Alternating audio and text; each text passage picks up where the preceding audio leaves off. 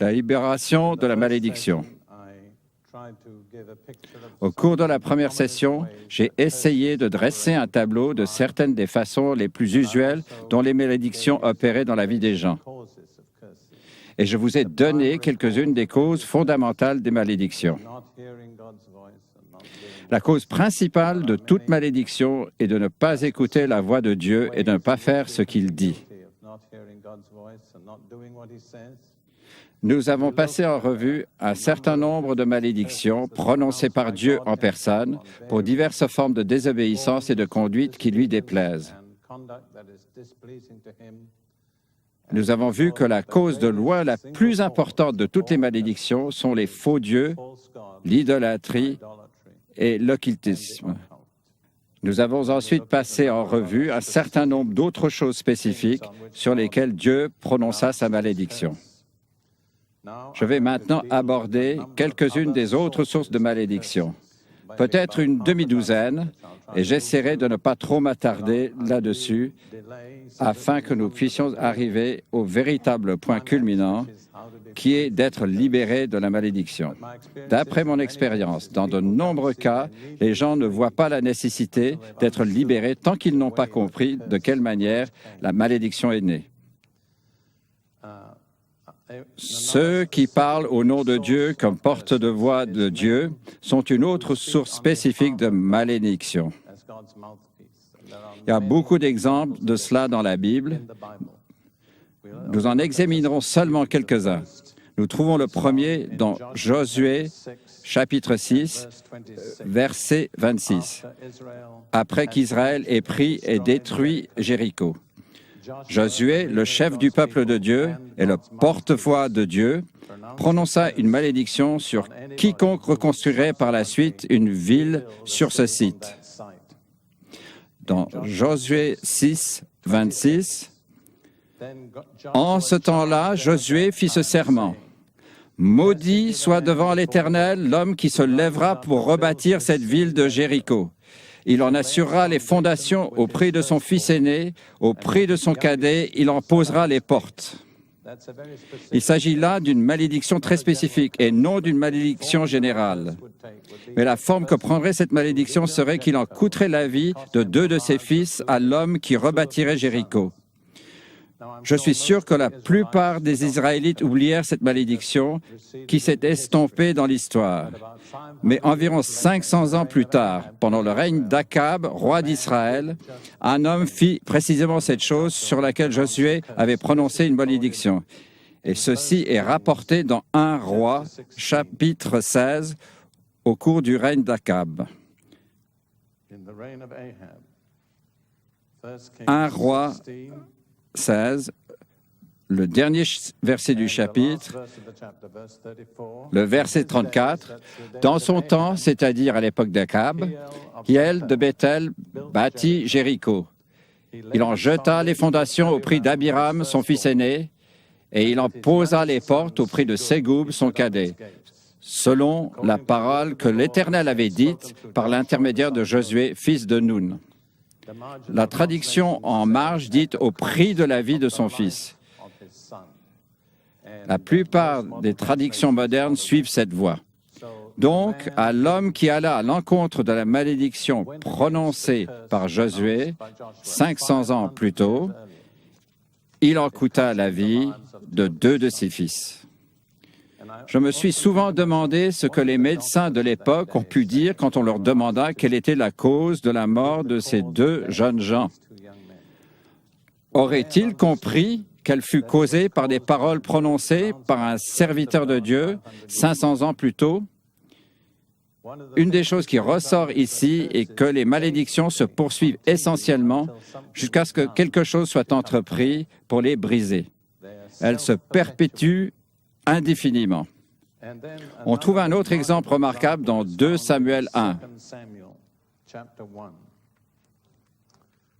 Une complainte prononcée par David après que le roi Saül et son fils Jonathan aient été tués par les Philistins sur la montagne de Gilboa. Dans 2 Samuel, chapitre 1, verset 21, Il faut que vous compreniez maintenant la raison du chagrin intense de David. Ce n'était pas seulement parce que son précieux ami Jonathan, ni même que Saül ait été tué.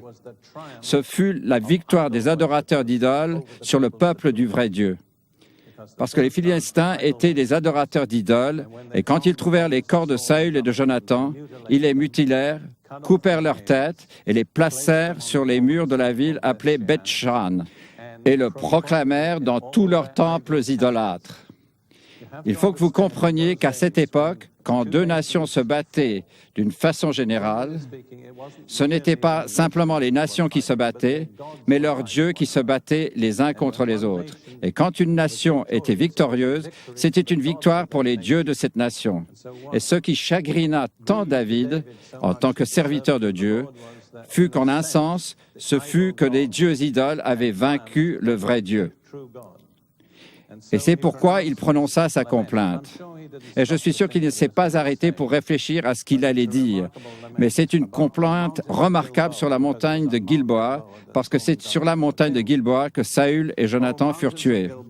Montagne de Gilboa, qu'il n'y ait sur vous ni rosée, ni pluie, ni champ riche en offrande. Car c'est là qu'ils ont connu l'abjection, les boucliers des héros, le bouclier de Saül sans être frotté d'huile. David a donc dit qu'il n'y ait ni rosée, ni pluie, ni champs riches en offrande.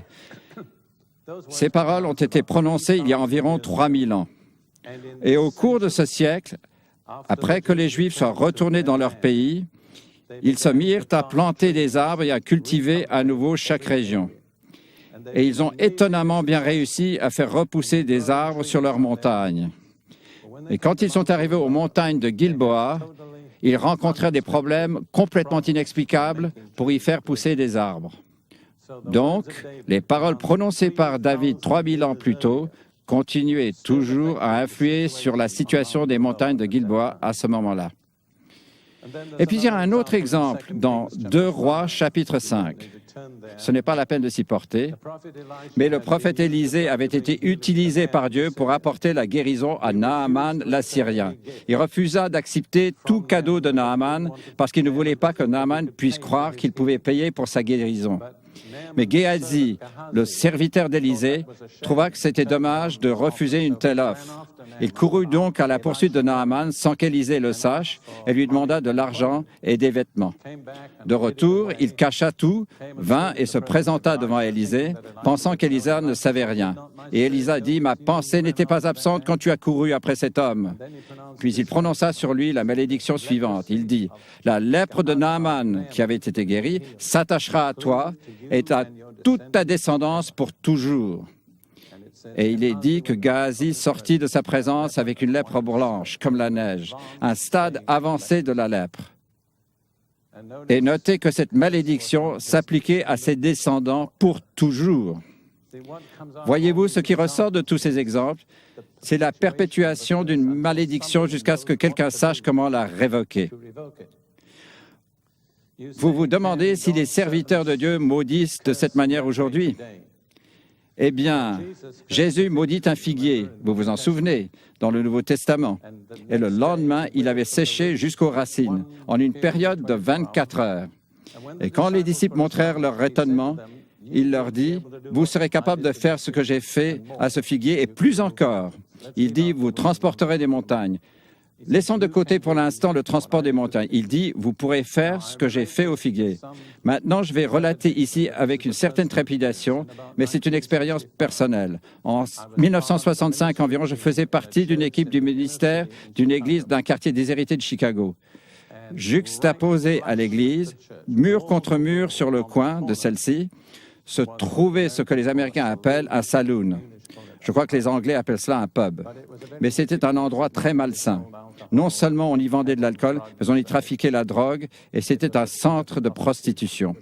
C'était un endroit très malsain qui était collé au mur de l'église.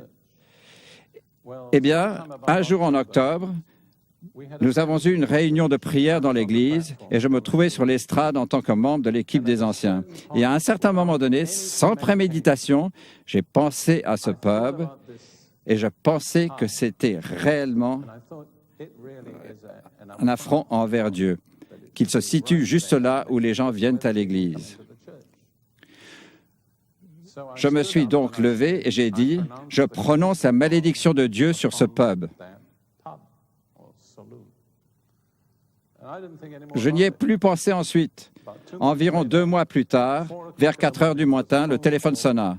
« Frère Prince, l'église est en feu, voulez-vous venir voir ?» Eh bien, c'était au milieu de la nuit, en plein hiver à Chicago. Voyez-vous, il faisait environ moins 20 degrés. Je n'avais pas envie d'y aller voir, mais je pensais, voyez-vous, que si je traînais et laissais simplement l'église brûler sans manifester un intérêt, cela ferait mauvais effet. Ma première fois et moi, nous sommes montés dans la voiture et nous sommes allés là-bas. En effet, à moins de 2 pâtés de maison de distance, nous pouvions voir les flammes et la fumée. Quand nous sommes arrivés, cependant, nous avons découvert que ce n'était pas l'église qui brûlait, mais le pub. Mais vous savez, Chicago est situé sur le lac Michigan. Le vent venait du lac et soufflait les flammes sur l'église. Et pendant que nous nous tenions là et regardions impuissants, le vent changea de 180 degrés et souffla les flammes loin de l'église. Le lendemain matin, le pub était détruit et l'église n'avait rien souffert d'autre que les dommages causés par la fumée, qui était couvert par l'assurance. Pendant que j'étais là debout et que je regardais, je pensais, « Dieu, est-ce moi le responsable ?» Croyez-moi, je ne plaisantais pas. Et je pensais que c'était le résultat des paroles que j'avais prononcées dans cette église 2 mois auparavant. Vous savez, la réaction que j'ai eue fut que je réalisais qu'un pouvoir énorme m'avait été confié. Pas parce que je suis différent, parce que tout chrétien a ce pouvoir. Et ma prière était et est encore, Dieu, aide-moi à ne jamais abuser de ce pouvoir. Mais je donne cela comme illustration pour prouver simplement que les choses dont nous parlons ne sont pas du passé, elles sont toutes appropriées et applicables aujourd'hui. Je vais maintenant passer à d'autres sources de malédiction. La prochaine est très importante et très peu comprise par les chrétiens contemporains. J'appelle cela les personnes ayant une autorité relationnelle, c'est-à-dire les personnes qui ont une autorité grâce à une relation. Bon, l'autorité est un concept très impopulaire dans beaucoup d'endroits et de parties du monde aujourd'hui, mais le fait demeure qu'il est toujours réel. L'autorité n'est pas créée par l'homme, elle provient de Dieu. Et il y a beaucoup de relations différentes où une personne a de l'autorité. Que vous l'aimiez ou non, mais un mari a autorité sur sa femme dans certains contextes. Les parents ont autorité sur leurs enfants.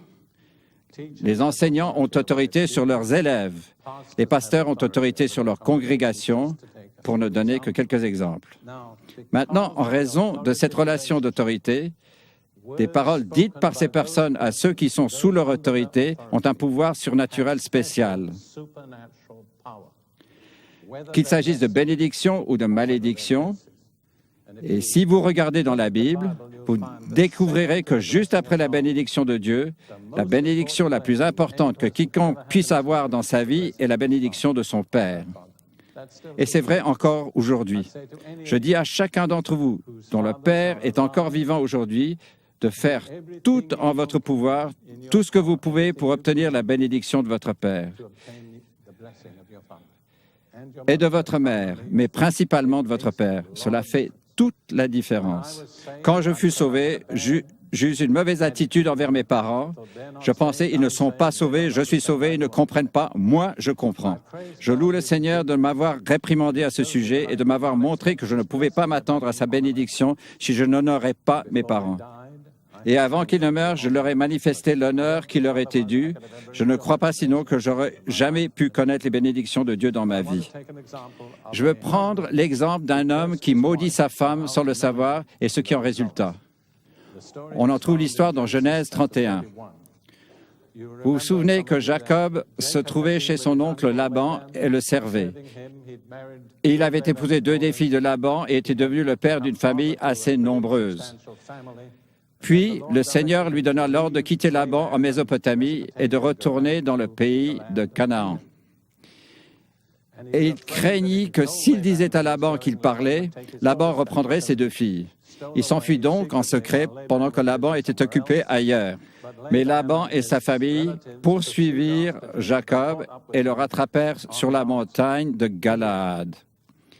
Il y eut alors une confrontation. Laban dit, « Pourquoi as-tu pris la fuite et ne m'as-tu pas permis d'embrasser mes filles ?»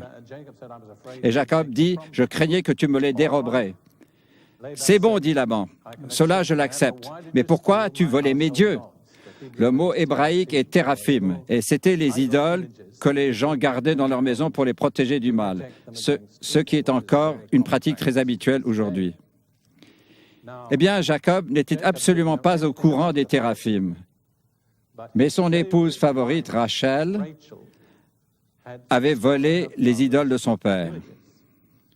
Tout d'abord, c'était là une très mauvaise action de sa part, car elle n'aurait pas dû voler son père. De plus, elle s'était engagée dans l'occultisme, ce qui est toujours dangereux.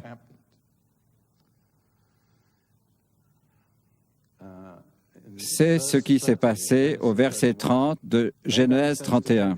Laban dit à Jacob, « Or maintenant je vois que tu t'es retiré assez promptement parce que tu souhaitais avec passion revoir la maison de ton père. Mais pourquoi m'as-tu dérobé mes dieux, téraphim ?» Alors Jacob répondit, « Parce que je craignais, voilà pourquoi je suis parti, car je me disais qu'il fallait prendre garde que tu me ravisses tes filles. » Et puis il dit, « Que celui que tu trouveras avec tes dieux ne vive point. » La Bible King James dit qu'ils ne vivent pas. Qu'est-ce que ça veut dire? C'est une malédiction. Qu'ils ne vivent pas. Mais Jacob ne savait pas qu'il parlait de Rachel, son épouse favorite.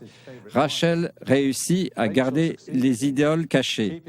Laban ne les découvrit jamais. L'incident était clos. Mais quelques années plus tard, quand à nouveau Rachel donna naissance à un enfant, elle mourut en couche. Pourquoi? En raison de la malédiction prononcée par son mari. Vous voyez, c'est tout à fait réel. Cela ne vous plaît peut-être pas, cela ne me plaît peut-être pas, mais c'est comme ça. Dieu a intégré certains principes dans la vie et les relations humaines. Voyons maintenant quelques autres exemples possibles. Et la plupart d'entre eux sont conçus à partir de situations dont j'ai eu affaire, mais que j'ai un peu modifiées afin de ne pas exposer l'identité des gens. Voyons un autre exemple d'un mari. Cet homme est un cadre supérieur. Il est occupé, il connaît une réussite financière, c'est un homme dynamique, il est assez dur. Il épouse une femme qui ne sait pas faire la cuisine. Comme tant de femmes aujourd'hui, elle ne l'a jamais appris par sa mère. Et pendant longtemps, il supporte la cuisine de sa femme. Arrive le moment où il n'en peut plus. Et il dit, « Ta cuisine me rend malade. Jamais tu ne sauras faire la cuisine. » Et il dit cela probablement plusieurs fois. Que dit-il? C'est une malédiction. Bien. Ce qu'il ne réalise pas, c'est qu'il a prononcé une malédiction sur lui-même aussi. « Ta cuisine me rend malade. » Alors que se passe-t-il? Il souffre d'indigestion. Les médecins n'arrivent pas à trouver de remède à cette indigestion-là. Et il en souffre jusqu'à sa mort. Son mariage casse, il divorce. Son épouse est une femme de talent qui réussit en tout, sauf une chose, la cuisine, c'est vrai. Quand elle pénètre dans la cuisine, son corps commence à trembler, elle devient toute nerveuse et elle n'arrive jamais à s'accomplir. Pourquoi? La malédiction du mari. Tous les deux, ils vont subir leur malédiction jusqu'à leur mort. Vous comprenez? Bien. Prenons maintenant un père. C'est peut-être le cas le plus usuel de tous. Un père a 3 fils. Le premier est l'aîné. Bien sûr, il est toujours le bienvenu. Le troisième, le plus jeune, est brillant. Mais celui de milieu n'est ni l'aîné ni brillant. Il a beaucoup des traits de caractère de son père. Avez-vous déjà remarqué que lorsque les gens sont méchants, et qu'ils sont méchants comme nous le sommes, nous aimons à nous en prendre sur eux plutôt que sur nous-mêmes? Vous avez déjà remarqué ça? Parents, si vous en avez toujours après un de vos enfants, c'est probablement celui qui vous ressemble le plus, si seulement vous le saviez. Ce que vous lui reprochez est ce que vous n'aimez pas en vous. En tout cas, le père dit à son second fils, « Jamais tu ne réussiras. Tu seras toujours un raté. Tu n'y arriveras jamais. » Qu'est-ce que c'est? Une malédiction. Et j'ai eu affaire à beaucoup d'hommes ayant la quarantaine ou la cinquantaine qui en étaient encore à lutter contre les paroles prononcées par leur père avant leur adolescence. Ou disons que le père a une fille de 15 ans. Comme beaucoup de jeunes femmes de 15 ans, elle a de l'acné. Et le père doit la conduire chaque jour à l'école. Et chaque jour, elle est là dans sa chambre à mettre quelque chose sur ses boutons. Et elle est donc en retard. Et donc, le père finit par s'exaspérer. Et un jour, il lui dit, « Jamais tu ne te débarrasseras de ces boutons. Tu auras des boutons toute ta vie. » 15 ans plus tard, elle est une femme mariée ayant ses propres enfants et elle est toujours en lutte avec son acné. Pourquoi? À cause d'une malédiction. Ou prenons une mère. Il s'agit ici d'un cas réel auquel j'ai eu affaire et dont je ne révélerai pas l'identité. Sa fille lui faisait toujours plaisir. Elle faisait tout ce que sa mère voulait. C'était une de ces mères manipulatrices et dominatrices. Un jour, sa fille tomba amoureuse et épousa un homme dont sa mère désapprouvait. Et sa mère dit, « Jamais vous ne vous en sortirez. Vous tirerez toujours le diable par la queue. Jamais vous n'aurez de quoi vivre. » Je connais l'homme en question. C'est un homme doué et capable. Mais pendant au moins 12 ans, ce fut vrai. Le changement est seulement venu quand je les ai confrontés à la réalité de la source de leurs problèmes, la malédiction de la mère. Maintenant, une vie nouvelle s'est ouverte à eux. Parlons maintenant des professeurs. Le prof a un élève qui ne sait pas l'orthographe. Peut-être est-il dyslexique, comme on appelle cela. Vous savez, vous invertissez les lettres. Tu es idiot, tu es stupide, tu ne fais aucun effort, jamais tu ne réussiras. Je sais que les profs ne devraient pas parler ainsi, mais parfois ils le font. Avec pour résultat, un enfant, un garçon, une fille, qui ne réussira jamais dans la vie. Ruth et moi avons une amie. Une prof lui a dit que quand elle était adolescente, « Tu es superficielle ». Elle a aujourd'hui, je pense, la soixantaine ou au moins la cinquantaine avancée. Nous avons découvert que toute sa vie, elle a lutté avec cette déclaration « Tu es superficielle ». Et ce qu'il y a d'étrange, c'est que s'il y a une personne qui ne mérite pas ce qualificatif, c'est bien cette femme. Elle est loin d'être superficielle. Mais voyez-vous, il y a une autorité derrière ces déclarations qui les rend puissantes. Habituellement, il y a un élément démoniaque. Je vais vous montrer quelque chose dans Jacques 3 qui est très important. Jacques 3, versets 14 et 15. « Mais si vous avez dans votre cœur une jalousie amère et de la rivalité, ne vous glorifiez pas et ne mentez pas contre la vérité. Cette sagesse n'est pas celle qui vient d'en haut, mais elle est terrestre, charnelle, démoniaque. » En d'autres termes, si votre comportement est mauvais et si vos réactions sont mauvaises et si vous parlez, ce qui va sortir comportera un élément démoniaque. J'ai utilisé la petite image que voici. Vous savez tous ce qu'est une bouilloire sifflante. Vous avez donc cette bouilloire sur la cuisinière et l'eau devient de plus en plus chaude. Et dès l'instant que la vapeur s'échappe, qu'est-ce qui s'échappe aussi? Le sifflet, bien sûr. Le sifflet est comme la malédiction, voyez-vous. Quand la vapeur s'échappe, le sifflet s'échappe. Il n'y a qu'une seule manière d'arrêter le sifflet. Qu'est-ce que c'est? C'est enlever la bouilloire avant qu'elle ne bouille. Donc, disons, quand un parent ou un prof ou un mari devient de plus en plus fâché et frustré et impatient, si vous n'ôtez pas la bouilloire, la vapeur va s'échapper et le sifflet avec. Vous aurez des paroles cruelles, dures, méchantes, injustifiées et une malédiction sera libérée en même temps. Est-ce que cela a lieu dans notre culture contemporaine? Nous arrivons ensuite à un autre domaine extrêmement important, peut-être le plus habituel de tous, ce que j'appelle les malédictions auto-imposées. Les gens prononcent des malédictions sur eux-mêmes. Dans Genèse chapitre 27, on raconte comment Isaac allait bénir Ésaü et comment la mère, Rebecca, qui est la première Yamama Yiddish, si vous savez ce qu'est une Yamama Yiddish, a fait l'interversion et a amené Jacob à passer pour Ésaü et réclamer la bénédiction. Jacob n'était pas contre, mais il avait peur. Voici ce qu'il dit au verset 11.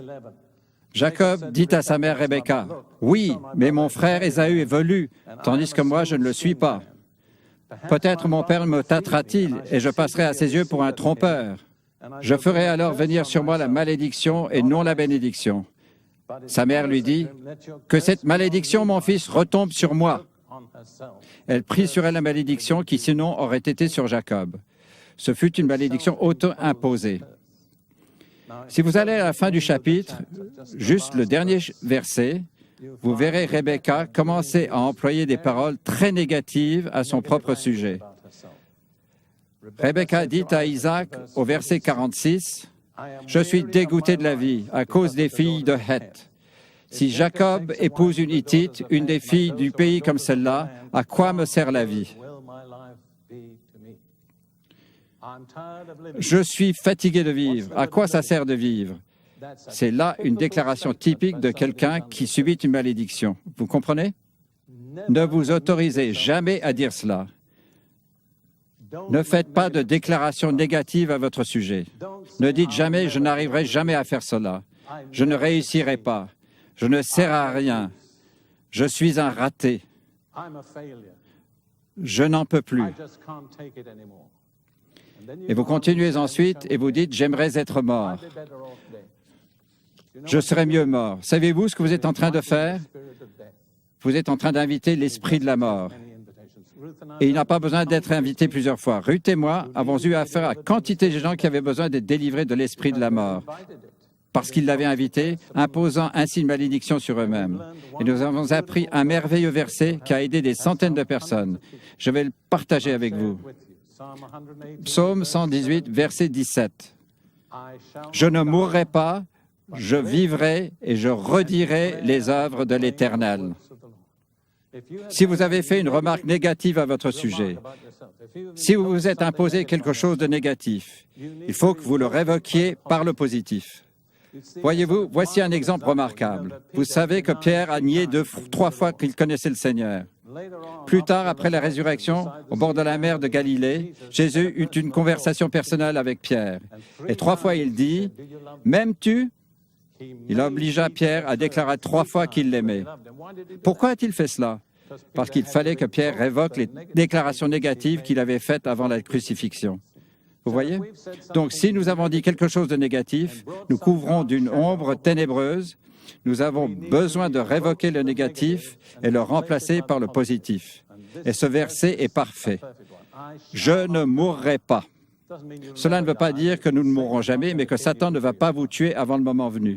Je ne mourrai pas, je vivrai et je redirai les œuvres de l'Éternel. Je pense que ce serait bon que nous disions cela tous maintenant. La première fois, dites-le après moi.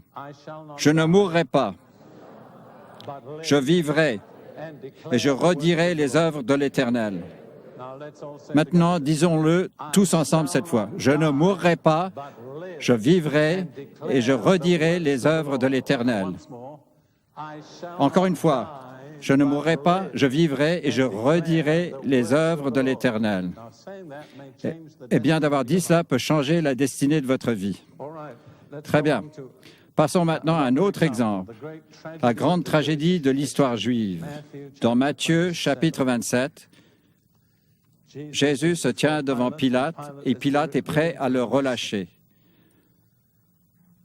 Nous lisons dans Matthieu 27, versets 24 et 25.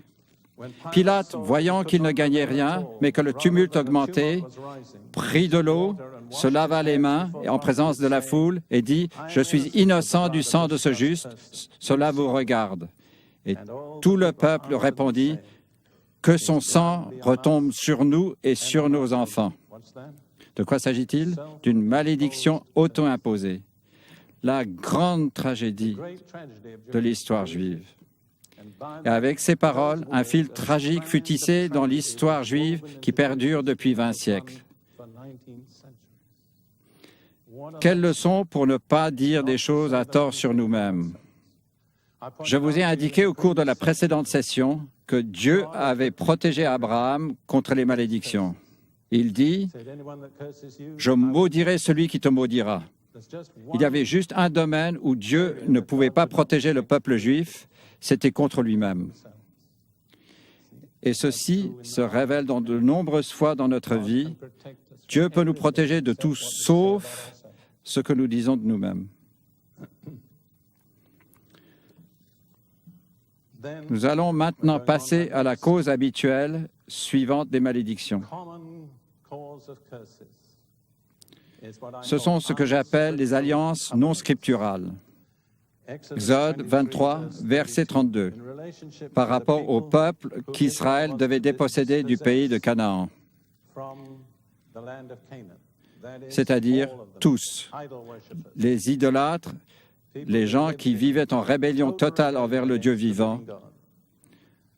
Moïse dit, dans Exode 23, verset 32, « Tu ne concluras pas d'alliance avec eux, ni avec leur Dieu. » Vous comprenez que si le peuple a de faux dieux et que vous faites alliance avec ces gens-là, vous faites en même temps alliance avec leur Dieu.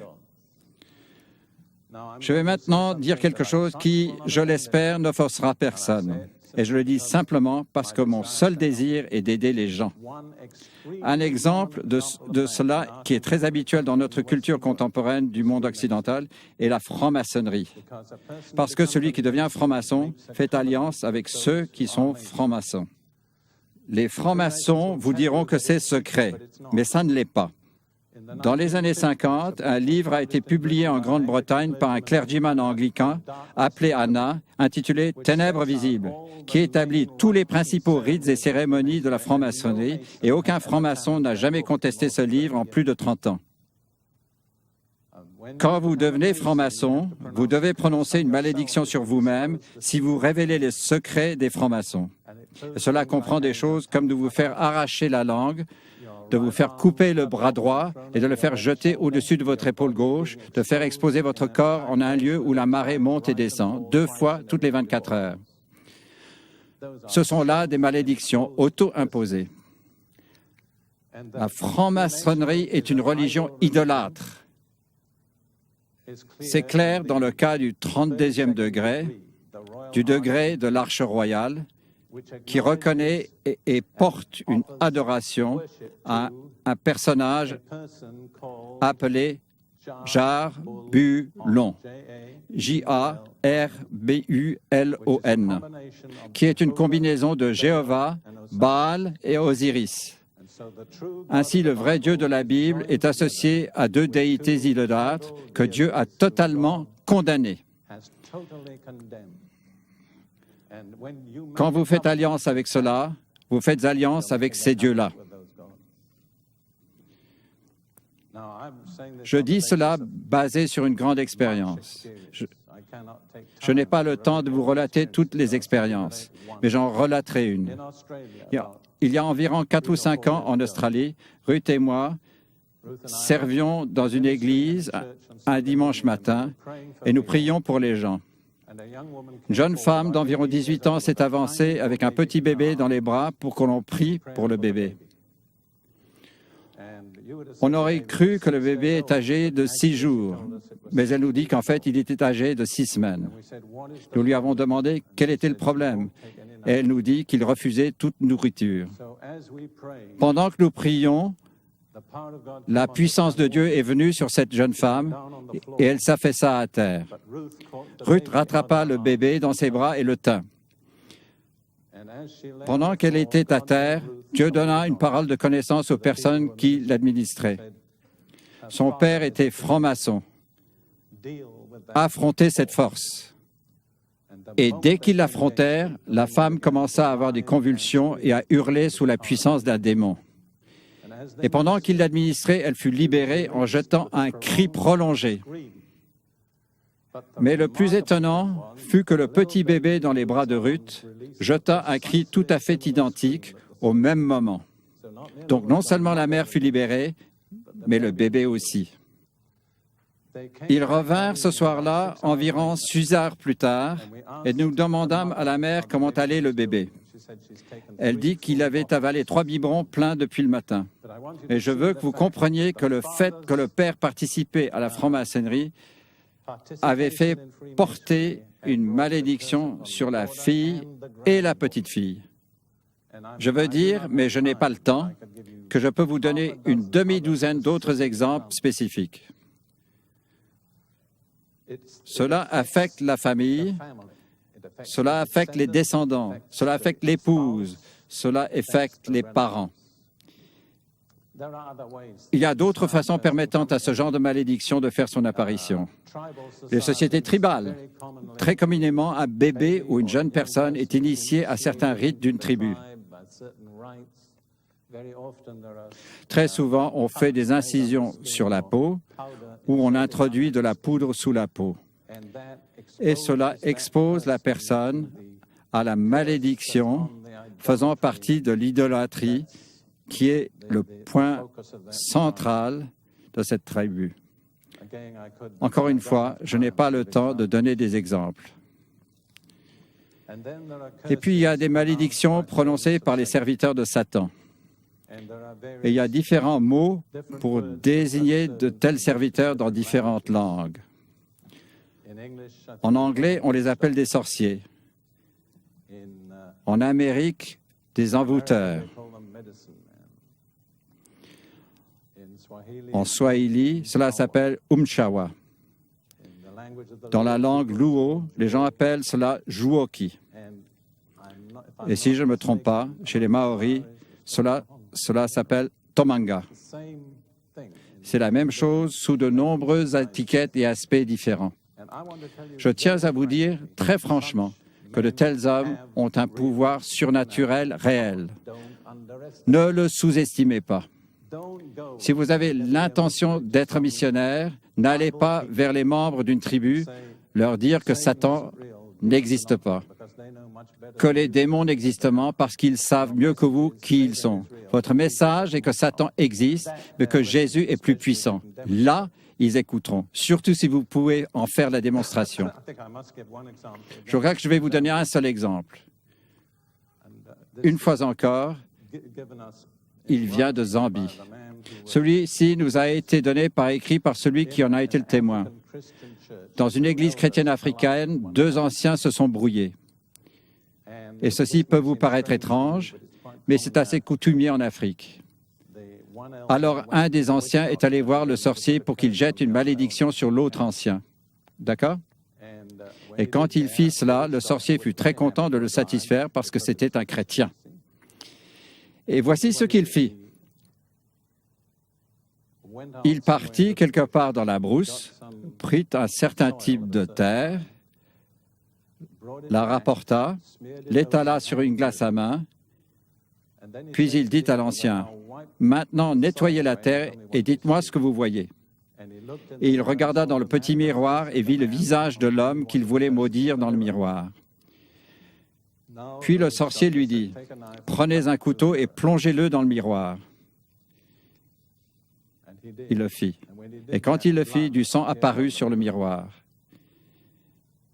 Et quand l'ancien retourna chez lui, il découvrit que l'autre ancien était mort. Comment appelleriez-vous cela? Vous ne pourriez pas parler de meurtre? Comprenez-vous maintenant pourquoi la Bible interdit la sorcellerie? Cette histoire est rapportée avec des détails précis par quelqu'un qui est missionnaire. Il a environ 70 ans et il est missionnaire depuis son adolescence. Ce que je veux dire par là, ne sous-estimez pas. Cela ne veut pas dire que vous devez avoir peur. Jésus dit, « Voici, je vous ai donné le pouvoir sur toute la puissance de l'ennemi. » Il n'a pas dit que l'ennemi n'avait pas de puissance. Il dit, « Je vous donne un pouvoir supérieur à cette puissance. » Voilà l'approche réaliste. Regardons un exemple dans la Bible. Nombre, chapitre 22, versets 4 à 6. C'est l'histoire de Balaam. Nombre 22, versets 4 à 6. Le roi de Moab fit venir Balaam, qui était un sorcier, très puissant, avec ça, et très célèbre. Et Moab dit à Balaam, au verset 5, « Voici un peuple qui est sorti d'Égypte, à savoir Israël, qui couvre la face de la terre et qui habite vis-à-vis de moi. Viens, je te prie, maudis-moi ce peuple, car il est plus puissant que moi. Peut-être pourrais-je le battre et le chasserai-je du pays. Car je sais que celui que tu bénis est béni et que celui que tu maudis est maudit. » Bon, c'était en un sens la pratique régulière en temps de guerre. et ça l'est toujours dans les sociétés tribales aujourd'hui. Non seulement votre tribu est-elle en train de combattre une autre tribu, mais les dieux de votre tribu sont en train de combattre leurs dieux. Et si vous arrivez à obtenir à l'avance la victoire, vous remportez la bataille. Il y a un document, quelque part au Moyen-Orient, qui cite 77 nations sur lesquelles les rois d'Égypte ont prononcé des malédictions. Parce que si vous arrivez à faire maudire votre ennemi, alors vous le vaincrez. Voilà le principe. Encore un exemple intéressant, parce que c'est quelque chose qui est inconnu de beaucoup d'Occidentaux. Dans le conflit entre David et Goliath, quand David se présenta avec sa fronde et sans armure, Goliath fut furieux et l'insulta. Et voici ce qui se passa. 1 Samuel 17, 43.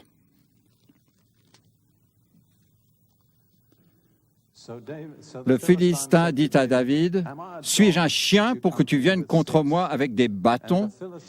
Et le Philistin maudit David par ses dieux. Est-ce que vous comprenez? Avant qu'il ne combatte, il invoqua ses dieux et David répondit, « Et moi je marche contre toi, non en mon nom, mais au nom de l'Éternel des armées, du Dieu d'Israël. » Vous voyez, c'était un combat entre dieux. Et vous savez qui fut victorieux. Mais je veux juste vous indiquer que les serviteurs de Satan ont le pouvoir de maudire. Une fois encore, je pourrais illustrer cela à partir d'exemples de gens que nous avons personnellement aidés. Une dernière manière par laquelle une malédiction peut survenir est dite dans Deutéronome 7, verset 26.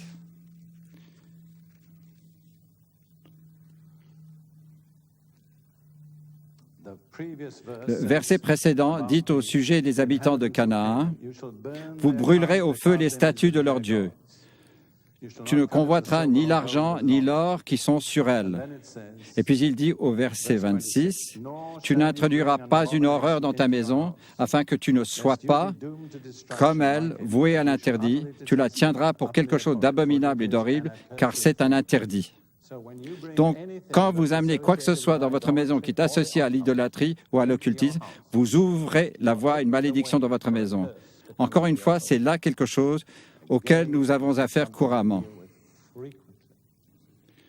Je dis aux gens, après un tel office comme celui-ci, si vous pensez que vous avez besoin de délivrance d'une malédiction, vous feriez mieux de bien rentrer chez vous et de vérifier ce que vous avez dans votre maison. Vérifiez si vous avez quoi que ce soit qui affiche tout autre Dieu que le Seigneur Jésus-Christ. Personnellement, j'ai pour principe de ne pas vouloir quoi que ce soit dans ma maison qui déshonore Jésus-Christ.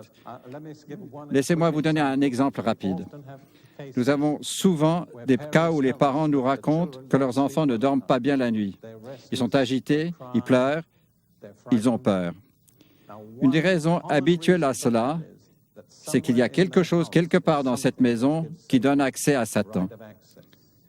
Il faut que vous fouilliez dans votre maison de haut en bas et que vous vous débarrassiez de tout ce qui est associé à l'occultisme, de tout ce qui est superstition. Si vous avez des fers à cheval pour parer à la malchance, c'est de la superstition. Cela ne part pas à la malchance, mais ouvre la porte à Satan.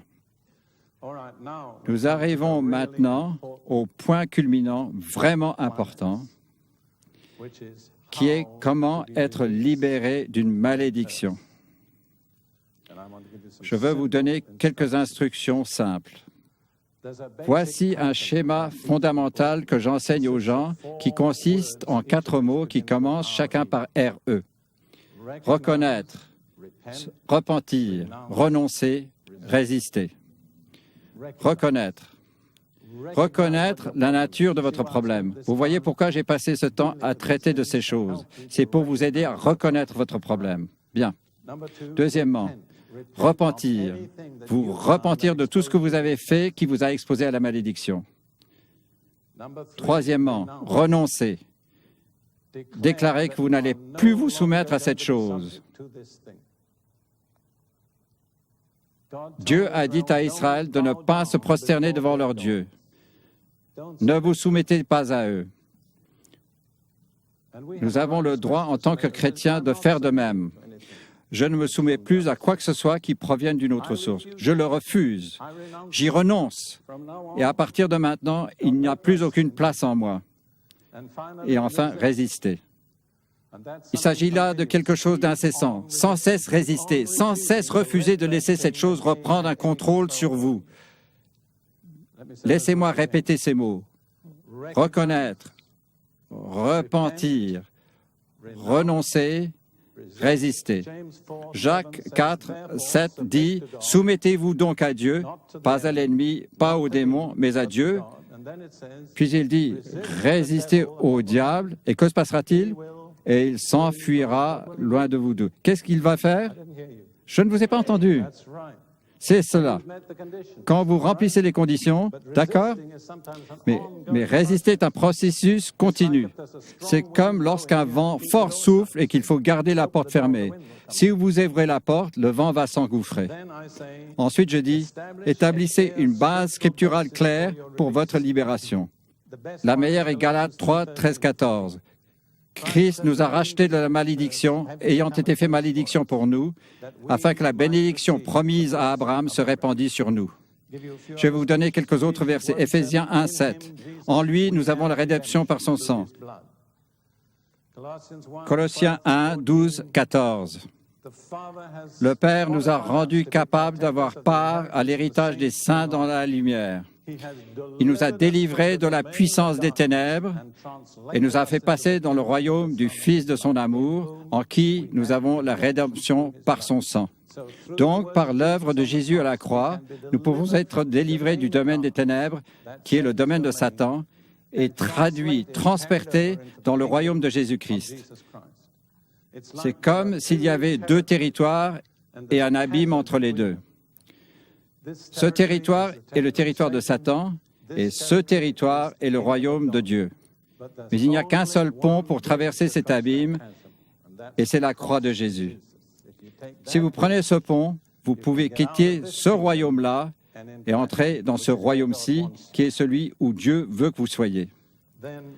Ensuite, 1 Jean 3, verset 8, la seconde partie. Or, le Fils de Dieu a paru pour faire quoi? Pour détruire les œuvres du diable. Pour faire quoi? Détruire les œuvres du diable. C'est pour cela qu'il est venu. Et puis Luc 10, 19, que j'ai déjà cité, Jésus dit, « Voici, je vous donne le pouvoir de marcher sur toutes les puissances de l'ennemi. » Ce sont donc là des bases scripturales très claires. Ensuite, dès que vous avez établi cette base, confessez votre foi en Christ parce que Jésus est le souverain sacrificateur de votre confession. C'est sur la base de votre confession, ce que vous dites à son sujet, qu'il agit comme votre souverain sacrificateur. Troisièmement, engagez-vous à obéir. Vous vous souvenez comment vous qualifiez pour les bénédictions? Que devons-nous faire? Écoutez la voix de Dieu, faire ce qu'il nous dit.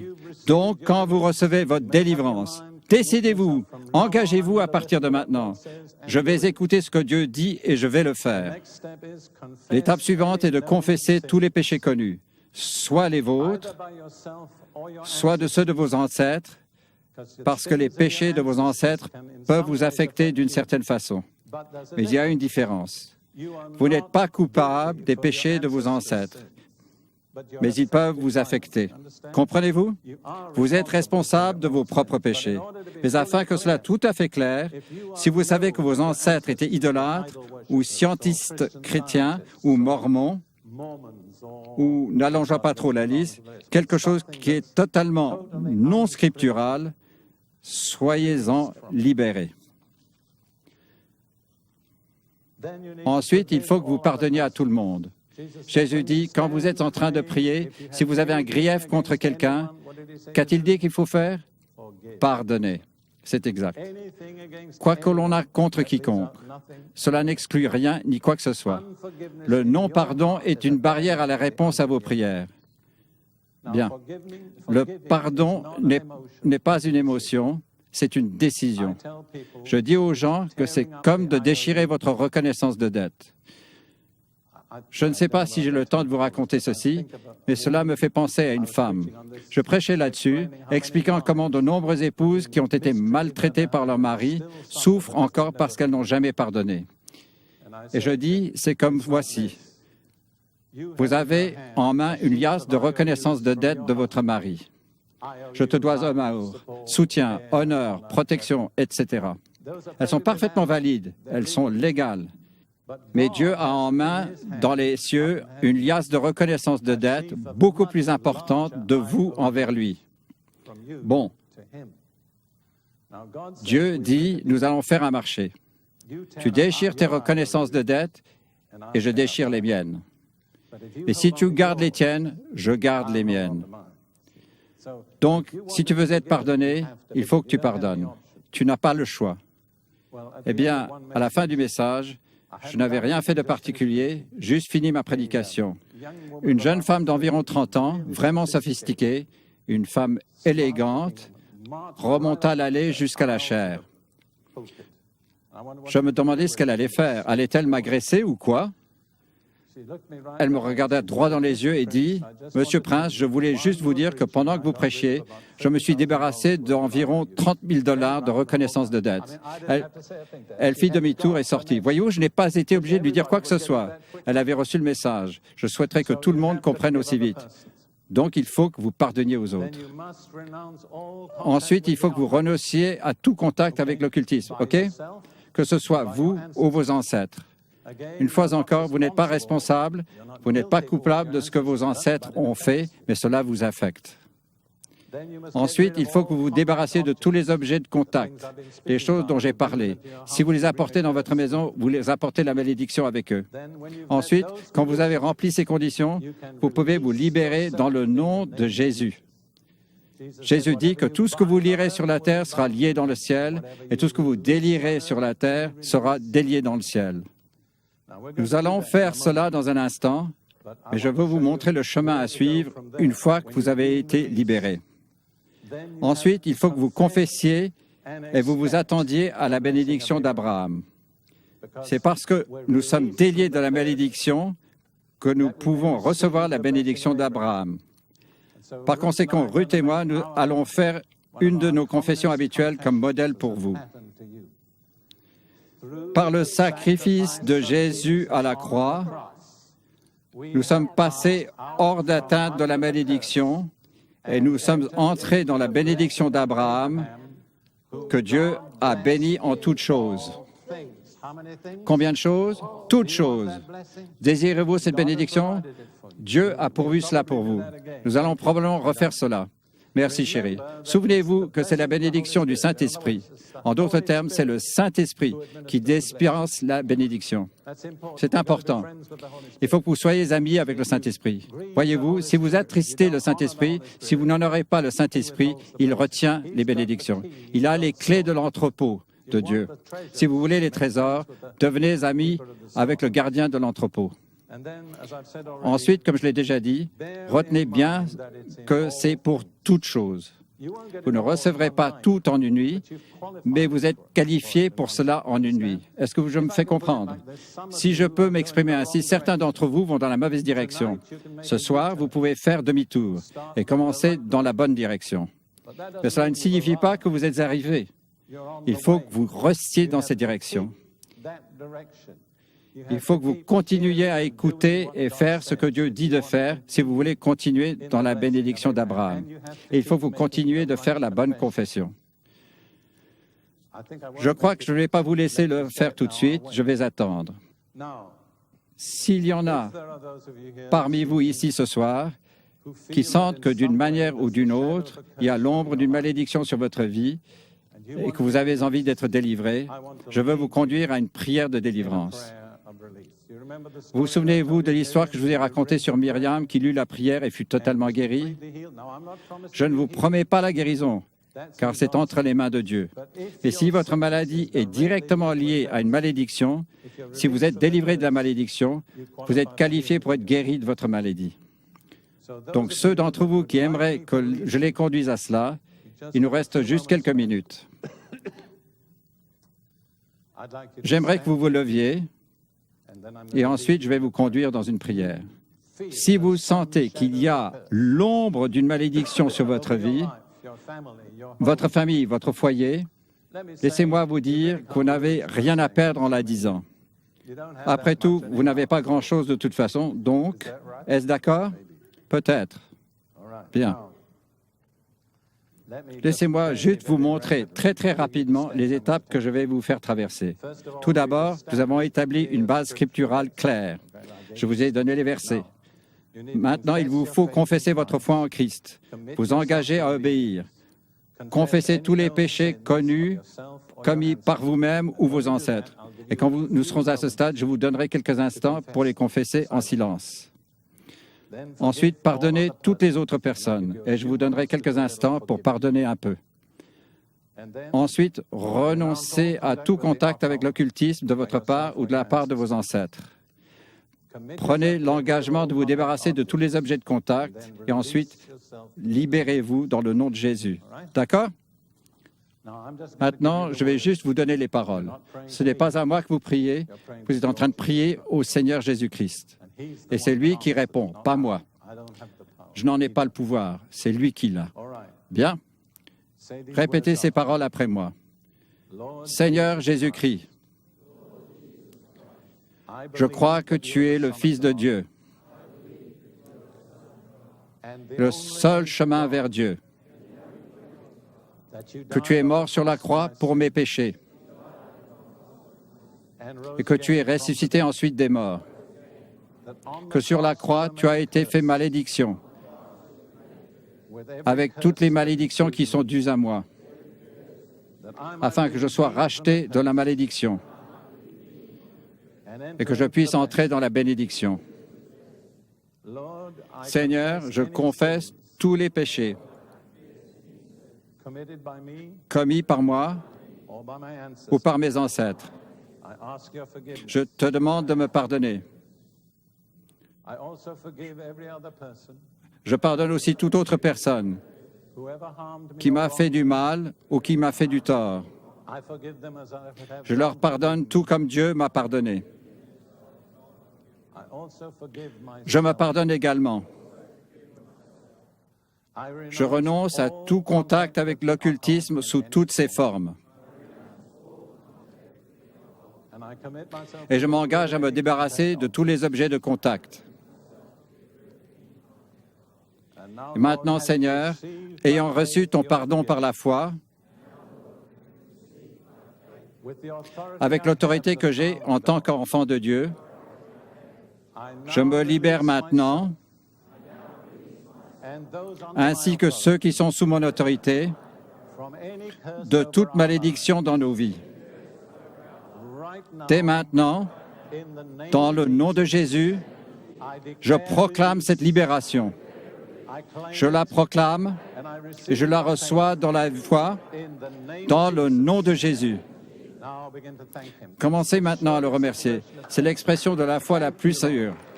Merci Seigneur, merci Seigneur, merci Seigneur Jésus. Merci, merci, merci, merci, merci. Faisons maintenant une bonne confession. Ruth, viens ici me donner encore un coup de main. Je crois que vous êtes maintenant pleinement habilité à dire ce qui suit. Savez-vous ce que nous allons dire? Êtes-vous prêts? Le sacrifice de Jésus sur la croix